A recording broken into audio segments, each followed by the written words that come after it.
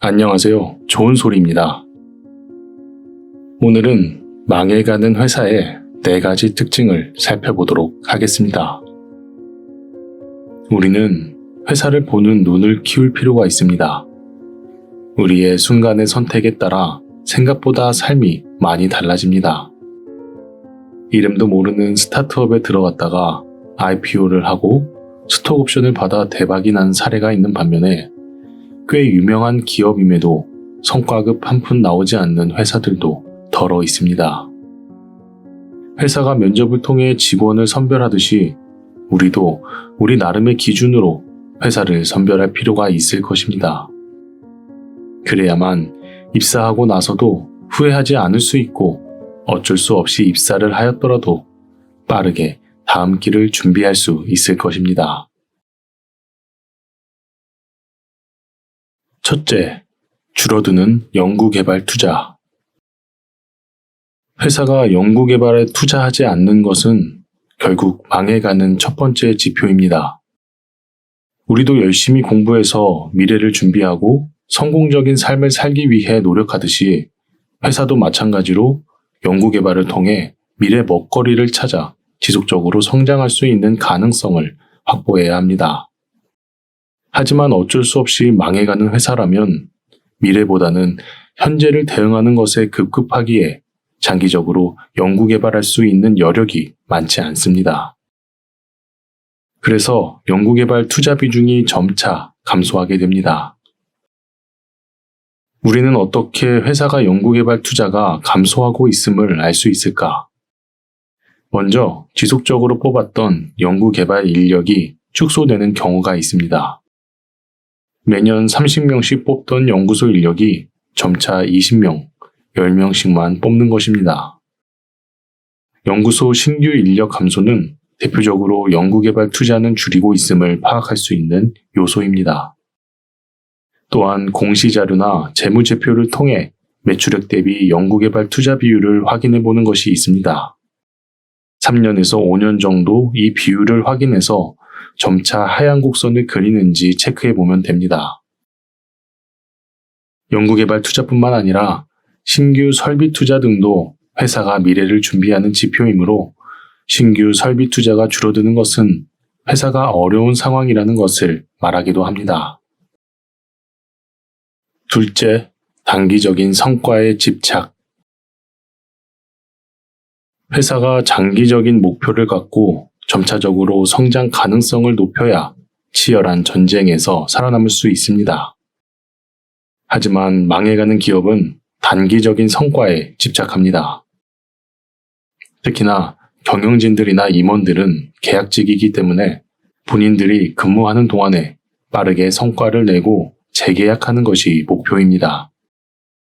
1년만 연장해도 들어오는 연봉이 어마어마하기 때문입니다. 그렇기에 장기적인 비전은 보지 않고 단기적인 실적만 챙기는데 급급합니다. 예를 들어 1년 안에 원가 절감 20%라는 아주 단기적이면서도 도전적인 목표를 잡고 직원들을 쪼아대기 시작합니다. 직원들은 억지로 목표를 맞추기 위해 노력하지만 이렇게 급작스러운 목표는 결국 부작용을 낳습니다. 원가 절감을 하려면 무언가를 빼야 하는데 그것이 빠지는 것이 문제가 되는지 안 되는지 검증하는 시간이 충분하지 않기 때문입니다. 하지만 단기적으로 실적을 올려야 하므로 대충 검증하고 필드로 내보냅니다. 그러다가 결국 배보다 배꼽이 더 큰 상황이 오게 됩니다.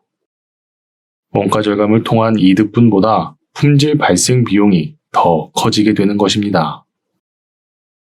이처럼 장기적인 성장 가능성은 제쳐두고 단기적인 실적과 성과에만 집착하게 되면 회사의 성장은 정체될 수밖에 없는 상황이 오고 점차 그 부작용이 심각해지는 수준까지 오게 되는 것입니다.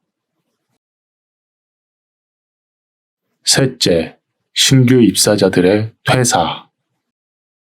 회사에서 가장 눈치를 많이 보는 사람들이 누굴까요? 바로 신규 입사자들입니다. 이들은 회사의 분위기를 살피고 조직의 문화를 파악하기 위해 엄청난 노력으로 눈치를 살핍니다.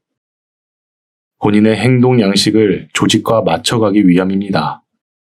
신입으로 입사하였든 경력으로 입사하였든 입사 초반에는 눈치 보느라 여념이 없습니다.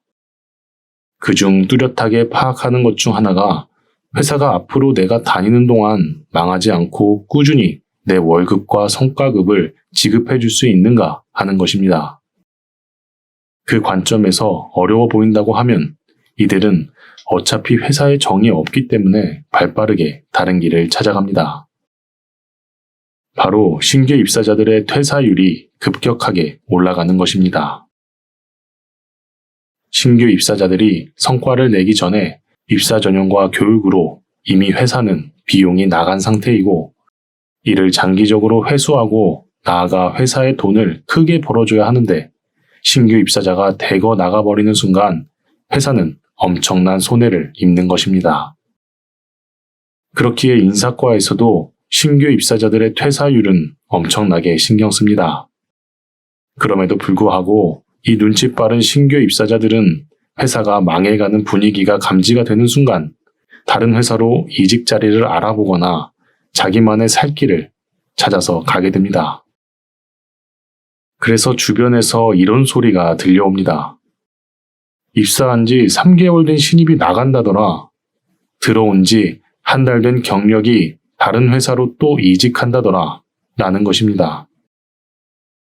이런 흉흉한 소식들이 지속적으로 들려오면 나도 모르는 회사가 망해가는 징조가 있다고 생각해야 할 것입니다. 넷째, 악순환의 고리. 회사가 망해가는 최악의 순간이 있습니다. 저는 이를 회사가 망해가는 악순환의 고리라고 말합니다. 예를 들면 이렇습니다. 일이 많아서 신규 인력을 뽑았는데 얼마 되지 않아 퇴사하고 그 업무를 기존 직원들이 떠안고 버티다가 도저히 안 돼서 기존 직원들도 자발적으로 퇴사하는 경우입니다. 신규 인력뿐만 아니라 기존 핵심 인력들이 대거 이탈하는 경우엔 업무의 공백이 상당히 커지고 이를 메꾸기 위해선 더 많은 인력이 필요하지만 새롭게 들어오는 사람도 버티지 못해 금방 나가버리고 구멍난 업무는 그대로 축소되어 버리거나 남아있는 다른 사람에게 암처럼 전이됩니다. 바로 이게 망해가는 회사의 악순환의 고리입니다. 이 고리가 생겨버리면 끊어내기가 쉽지 않습니다. 회사는 엄청난 위기감을 가지고 특단의 조치를 내려야 하지만 회장님 주변엔 입에 발린 말만 하는 임원들과 경영진들이 회장의 눈을 가리고 있어 겉에서 보면 아무 문제 없이 잘 굴러가는 것처럼 보입니다. 겨우겨우 막고 있던 구멍은 물의 무게를 버티지 못하고 터져나오게 됩니다. 곳곳에서 업무의 공백과 대응 부족으로 인해 순식간에 회사는 위기가 찾아오고 윗사람들은 아래 직원들에게 책임을 전가하며 최대한 버텨봅니다. 회장님이 나가라고 할 때까지. 지금까지 망해가는 회사의 4가지 특징을 살펴보았습니다. 이 외에도 매출액이나 영업이익의 지속적인 감소라든지 인건비나 투자비 축소와 같은 지표들이 있습니다. 심지어는 블라인드라는 어플을 통해 해당 기업을 검색하여 직원들의 분위기를 살피는 방법도 있습니다. 자기만의 방식으로 내가 다니고 있는 회사가 장기적으로 건실한지를 틈틈이 따져볼 필요가 있습니다. 그래야 우리는 생계를 위협받지 않게 장기적인 계획을 갖고 앞으로 살 길을 모색할 수 있을 것입니다. 망해가는 회사를 빨리 파악하고 남들보다 발빠르게 움직임으로써 스스로 장기적인 성장을 이뤄나가시길 바랍니다. 가끔 회사와 나를 동일시하여 끝까지 책임지고 간다는 직원들이 몇몇 보이는데 회사는 회사고 나는 나라고 분리해서 생각할 필요가 있습니다. 회사는 어려워지면 가장 손쉽게 본인들의 자리부터 쳐낼 것이기 때문입니다.